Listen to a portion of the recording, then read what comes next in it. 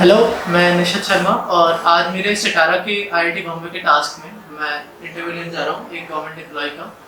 और इनका इंट्रोडक्शन ये खुद देंगे। जी, आपका नाम? मैं डॉक्टर रघुराज सिंह हूँ और मैं medical health department government of Rajasthan में प्रोजेक्ट डायरेक्टर टीकाकरण के पद पर कार्यरत हूँ। और यहाँ पर मैं विगत 1 साल से कार्यरत हूँ। उससे पहले मैं 6 साल RCHO जयपुर कार्यरत था। तो आपने 1 साल से आप ये वैक्सीन के वर्किंग पे काम कर रहे हैं? हाँ, 1 साल से काम कर रहा हूँ, लेकिन उससे पहले मैं डिस्ट्रिक्ट लेवल पे था। अच्छा। तो डिस्ट्रिक्ट पर जयपुर डिस्ट्रिक्ट का जो कार्य था वो मेरे पास ही था। तो वहाँ भी टीकाकरण का काम था और यहाँ पर भी मैं टीकाकरण का काम दे रहा हूँ पूरे स्टेट में, क्योंकि बच्चों और प्रेग्नेंट वुमेन को बचाने के लिए लगाए जाते हैं। अब मेरा तीसरा सवाल आपसे ये है, What activities you are involved in? What are the intended beneficiaries? मतलब कौन ये टीकाकरण में हमारा कौन-कौन से और वो काम आते हैं साथ साथ में? टीकाकरण के अंदर जो मुख्यतः जो बेनिफिशियरी होते हैं वो गर्भवती महिलाएं होती हैं। उनको टीटेनस से बचाने के लिए हम उनको जैसे वो गर्भवती होती हैं तो 1-1 महीने के अंतर से 2 बार टीके लगाते हैं। इसके अलावा फिर जैसे ही बच्चा जन्म लेता है तो जन्म के समय हम 3 टीके लगाते हैं। फिर 1.5 महीने पर, 2.5 महीने पर, 3.5 और 9 महीने पर, उसके बाद में 2 साल पर हम बच्चों को टीके लगाते हैं, जो कि बच्चों को अलग अलग बीमारियों से बचाता है। ओके। अब कोविड-19 के अंदर आप कौन-कौन सी हेल्थ असिस्टेंस इन प्रेग्नेंट महिलाओं को और बच्चों को पहुंचा रहे थे? मतलब कोविड-19 जब बीमारी एक महामारी की तरह फैली तो उस समय पहले तो हमने जो टीकाकरण था तो क्योंकि महिलाएं और 10 साल से छोटे जो बच्चे होते हैं वो हाई रिस्क ग्रुप होता है, बीमारी को ज़्यादा अफेक्ट करने के ज़्यादा अवसर होते हैं। तो उनसे बचाने के लिए हमने मुख्य जगह पर जहाँ पर कि हमारे जो केस निकल रहे थे वहाँ पर हमने टीकाकरण उस समय स्थगित रखा था, यानी कि बंद किया था। और सिर्फ हॉस्पिटल के अंदर जो बच्चे पैदा हो रहे थे उन्हीं को टीकाकरण की सेवाएं दी थी। तो ये ध्यान में रखते हुए उस समय टीकाकरण नहीं हुआ था। अप्रैल महीने में राजस्थान के अंदर टीकाकरण नहीं हुआ था। उसके बाद में मई से वापस से हमने टीकाकरण चालू किया। तो उसके बाद में हम टीकाकरण लगातार हमारा पहले की तरह शुरू हो गया है। तो आपने ये जब ये मई में प्लान इसको कैसे प्लान किया कि अब हमें इसको आगे बढ़ाना चाहिए, और जो लॉकडाउन वाले क्षेत्र थे जहाँ पे ज़्यादा फैल रहा था उसे कैसे ऑर्गेनाइज किया फिर वहाँ पे? कोविड के जो एरिया वाइज हमने जो इसको डिवाइड किया था, तो कुछ हॉट स्पॉट्स थे उनको हमने रेड जोन कहा। और रेड जोन के अंदर हमारा जो 5 किलोमीटर का क्षेत्र था उसमें हमने टीकाकरण सिर्फ हमारे चिकित्सा संस्थानों पर ही, अगर कोई टीके लगवाने आ गया तो उनको हमने शुरू किया और उनको कभी मना नहीं किया टीका लगाने से।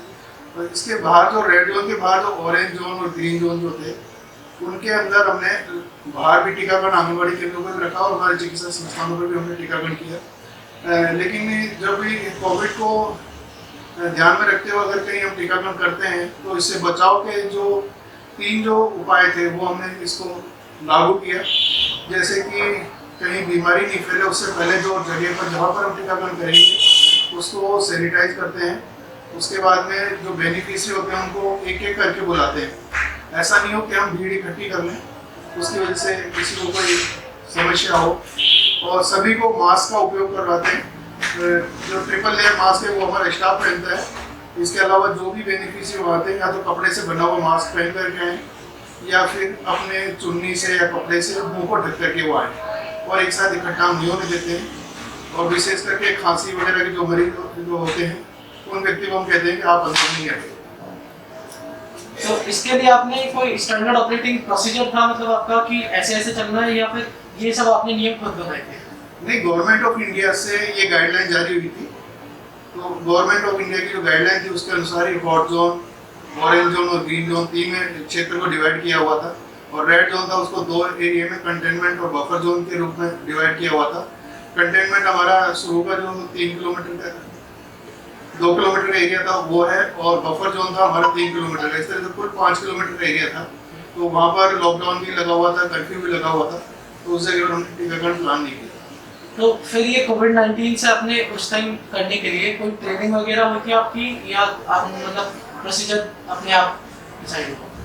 नहीं, इसके कोविड-19 के दौरान हमने सब वर्कर को ट्रेनिंग दी थी। मेडिकल ऑफिसर्स थे, ANM थी, LHV थी, नर्सिंग स्टाफ था, उनको सभी को हमने ट्रेनिंग दी थी। और ट्रेनिंग भी वर्चुअल ट्रेनिंग हुई थी, जूम पर या फिर वीडियो कॉन्फ्रेंसिंग के द्वारा हमने ट्रेनिंग दी थी। उसके बाद में फिर टीकाकरण चालू किया। और जो फ्रंटलाइन वर्कर्स थे, जो ये वैक्सीन मतलब ये टेस्टिंग वगैरह का काम करते थे और जो ये कोविड-19 टेस्टिंग करते थे, उनकी क्या प्रिकॉशंस वगैरह थी आपके रिलेटेड?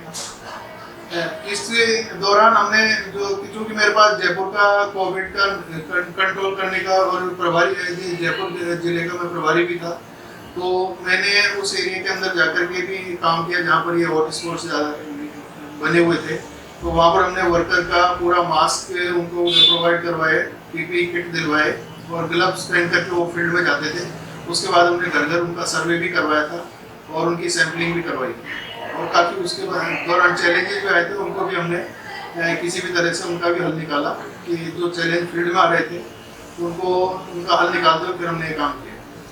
क्या बता सकते हैं कि किस तरीके की चैलेंज और डिफिकल्टीज आपको फेस हुई और कैसे आपने इनका हल निकाला? तो ऐसे शुरू के अंदर जब ये बीमारी फैली थी तो उस समय सबसे बड़ी चैलेंज तो ये था कि पब्लिक इसको स्वीकार ही नहीं कर रही थी कि हमको मास्क लगा करके घूमना है, एक दूसरे के साथ में इकट्ठे नहीं होना है। तो जैसे जयपुर के अंदर धारा 144 भी लगी थी जिसमें 5 व्यक्ति से ज़्यादा इकट्ठे नहीं हो सकते, सबको मास्क के लिए बोला गया था। तो और जगह जगह पर थूके नहीं, क्योंकि जो पान गुटके वगैरह खाते हैं वो जगह जगह पर थूकते हैं, तो वो भी एक कारण था, तो उनको समझाया भी था। और खासकर जयपुर का जो रामगंज का इलाका था, वहाँ पर जो कम्युनिटी मुस्लिम कम्युनिटी के जो लोग रहते हैं उनको एक तरह से उनकी सैंपलिंग करवाना या उनसे कोई जानकारी प्राप्त करना कि घर में कितने सदस्य हैं और किसी को बीमारी तो नहीं है, तो वो एक बताना बहुत एक दुष्कर कार्य था। तो उसको उनके ही धार्मिक नेताओं के द्वारा समझवा करके उस काम को हमने किया। और इस दौरान बैक ऑफिस वगैरह का क्या टास्क रहता था? जैसे मेडिकल विभाग का जो बैक ऑफिस था उनका क्या काम रहता था?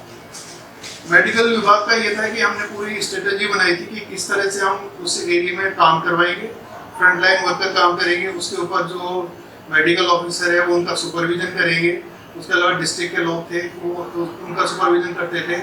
स्टेट से भी जगह जगह जिलों के प्रभारी बनाए गए थे, वो प्रभारियों ने उन जिलों में जाकर के वो कार्य संभाला था। और जब ये पूरा बैक ऑफिस का टास्क बना तो कौन कौन से और डिपार्टमेंट्स आपके साथ इसमें इन्वॉल्व थे मेडिकल विभाग के साथ साथ? मेडिकल विभाग के साथ मुख्यतः तो हमारा महिला एवं बाल विकास था, क्योंकि उनकी आशाएं और एएनएम आंगनबाड़ी कार्यकर्ताएं होते हैं, वो घर घर जाकर के उन्होंने संपर्क किया और सर्वे का काम किया था, जिसमें मुख्यतः ये था कि आपके घर में कितने सदस्य हैं, कोई बीमार तो नहीं है, अगर बीमार था तो उसको हमने इलाज के लिए बोला कि आप हॉस्पिटल में दिखाइए और इसका इलाज रखिए। साथ ये था कि जो बुजुर्ग लोग हैं, 60 साल से ऊपर के लोग हैं, जिनको डायबिटीज है, हाइपरटेंशन है, कैंसर जैसी कोई दूसरी बीमारी है, तो वो घर से बाहर नहीं निकले और घर में ही वो आराम करें, क्योंकि इस ग्रुप के अंदर बीमारी फैलने के चांसेस बहुत ज़्यादा होते हैं। इसके अलावा रसद विभाग भी था जिसने कि जगह जगह सामग्री पहुंचाई थी, पुलिस विभाग था जिन्होंने कानून व्यवस्था को संभाला था, इसके अलावा और भी जैसे एजुकेशन डिपार्टमेंट था जिन्होंने हमारे सर्वे के अंदर सहयोग किया। तो इस तरह से बहुत सारे विभागों का इसमें इन्वॉल्वमेंट था। और बैक जो वर्क्स थे, मतलब जो ये पीछे से काम हो रहा था, इन लोगों के द्वारा फ्रंटलाइन वर्कर्स को कोई डिफिकल्टीज फेस हुई, कोई चैलेंजेस आए?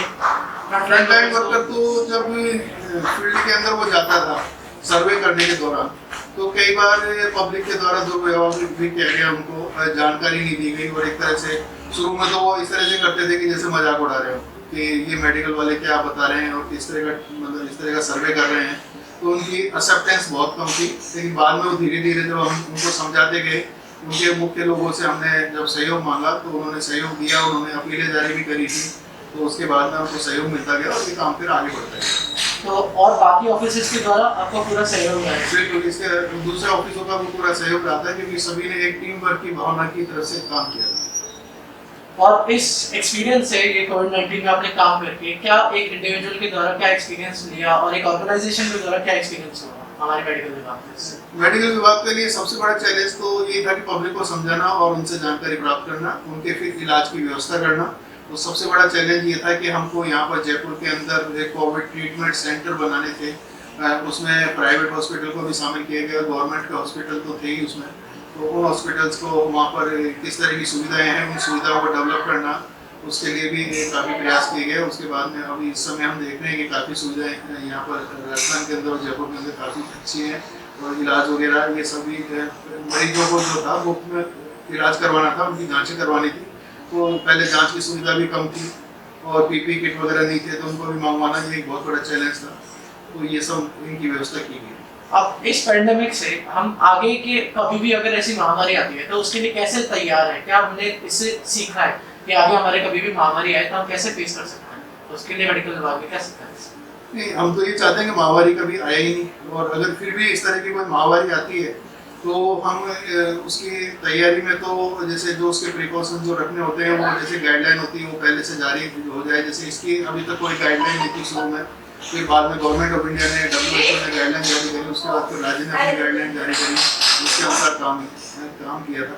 तो पैंडेमिक की तैयारी तो यही होती है कि मरीजों की ट्रीटमेंट की कैसी व्यवस्था होगी, उनकी जांचों की क्या सुविधाएं होंगी, और किस तरह से हम मरीज को घर से ला करके हॉस्पिटल में भर्ती करवा के उनकी जाँच करवाएंगे और उनका इलाज चालू करवाएंगे। उसकी व्यवस्था करना मेडिकल विभाग के लिए एक मुख्य चैलेंज होता है, क्योंकि मरीजों की संख्या जैसे जैसे बढ़ती जाती है वैसे वैसे सुविधाएं कम होती जाती है। तो इसका आकलन पहले से करके उसका एक रूपरेखा बनाई जाती है कि इतने अगर मरीज आ जाएंगे तो हम इस तरह से उसको ट्रीट करेंगे। और इसके अलावा अब आप अपने फेलो सिटीजन्स को और गवर्नमेंट ऑर्गेनाइजेशन को क्या मैसेज देना चाहेंगे इससे? सभी सिटीजन्स को ये मैसेज देना चाहूँगा कि जो हमारी मेडिकल टीम आती है, कोई सर्वे करती है, तो उनकी भी कुछ मतलब सामाजिक तौर से कुछ जिम्मेदारी बनती है कि वो अपनी सूचनाएं सही सही मेडिकल टीम को बताएं, और जो मेडिकल स्टाफ या सरकार जो कहती है उसकी जो गाइडलाइन होती है उसकी वो पालन करें। जैसे कि अभी हम देख रहे हैं कि कोविड के दौरान काफ़ी लोग मास्क लगा के घूमते हैं, कुछ लोग नहीं घूमते हैं, तो उनको यही संदेश है कि वो सरकार के द्वारा अगर कहा गया है कि आप मास्क लगाइएगा तो सिर्फ चालान के डर से मास्क नहीं लगाएं, अपनी सेफ्टी के अनुसार दूसरों की सेफ्टी के लिए उसमें मास्क लगाएं और उसी की गाइडलाइन की पालना करें, एक साथ सभी इकट्ठे नहीं हो। तो मैं यही संदेश देना चाहूँगा। ठीक है, धन्यवाद आपके इस टाइम के लिए। Thank you.